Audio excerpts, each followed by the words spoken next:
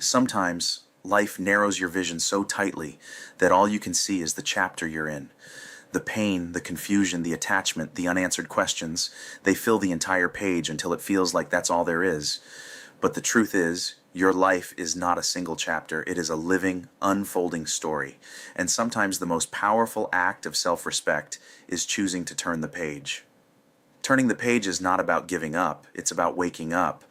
It's the moment you realize that holding on is costing you more than letting go ever will. Many people stay stuck, not because they don't see the damage, but because they fear the unknown more than they respect their own peace. That's a hard truth. But if something is draining you, breaking you, or keeping you small, staying loyal to it is not strength, it's self-abandonment. There is a deep illusion that if you just try harder, love more, or sacrifice enough, you can fix what's broken, but not everything is yours to fix. Some situations, some relationships, and some versions of people are not meant to evolve with you. They are meant to reveal something to you. And once that lesson is delivered, your job is not to repair the ruins, it's to walk away with the wisdom. Acceptance is one of the most difficult spiritual disciplines. It doesn't mean you agree with what happened. It doesn't mean it didn't hurt. It means you stop arguing with reality. You stop replaying scenarios in your mind, wishing for different endings. You release the illusion of control and finally say, this is what it is, and I choose to move forward anyway. That is where your power returns. Fear will always try to convince you to stay where it's familiar, even if that familiarity is painful, even if it's destructive. The mind clings to what it knows while the soul calls you toward what you're meant to become, and there will be moments where those two forces pull you in opposite directions. In those moments, you have to decide, will you choose comfort or will you choose growth?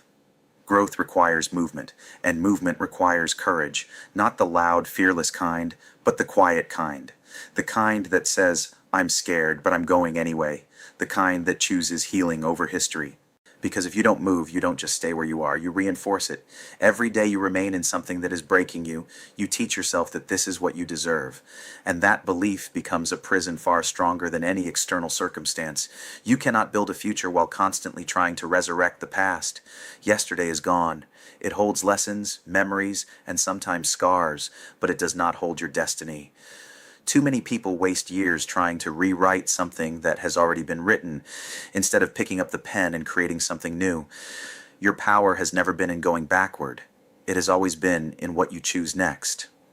Releasing hurt is not a one-time decision. It's a practice.